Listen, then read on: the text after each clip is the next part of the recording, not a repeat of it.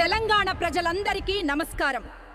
ఏదైనా గ్రామంలో ప్రజాస్వామ్యాన్ని గాలికి వదిలి సర్పంచ్ ఎన్నికలను ఏకగ్రీవం పేరుతో మోసం చేసి మావాడిని సర్పంచ్గా చేస్తే గుడికి పైసలిస్తాం, బడికి పైసలిస్తాం, మందు అమ్మేందుకు హరాజ్ పాడుతాం, ఇసుక క్వారీలు అమ్మేస్తాం, గ్రామ వనరులు అన్నీ మా గుప్పిట్లో ఉంటాయి. ఈ ఊరికి మేమే పెద్ద మనుషులం, మేము చెప్పిందే చట్టం, మా మాట వినని వారిని గ్రామం నుంచి బహిష్కరిస్తాం అని బెదిరింపులకు పాల్పడుతున్నారంటే ఆ గ్రామంలో పెత్తందారీ వ్యవస్థ అత్యంత బలంగా ఉన్నట్టు స్పష్టంగా తెలుస్తోంది. ఇది వెట్టి చాకిరికి అలవాటు పడి బానిసత్వాన్ని సహజంగా అంగీకరించే స్థితికి గ్రామ ప్రజలను నెట్టేస్తున్న దురవస్థ. ప్రజాస్వామ్యానికి, రాజ్యాంగ విలువలకు పూర్తిగా విరుద్ధమైన ఈ తరహా పెత్తందారీ వ్యవస్థలు నశించాలి.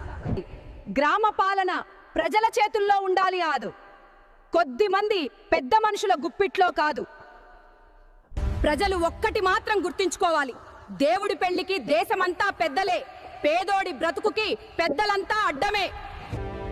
తెలంగాణ జిల్లాలో విలేజ్ డెవలప్మెంట్ కమిటీ పేరుతో ఎవడైనా పెత్తనం చేయాలి అని చూస్తే 100కి ఫోన్ చేయండి, అంటే మీ ఫోన్ నుండి 100కి ఫోన్ చేసి ఇలాంటి పెత్తందారుల సమాచారం ఇవ్వండి. For more updates, like, share and subscribe to Satyadhwani News channel. Thank you.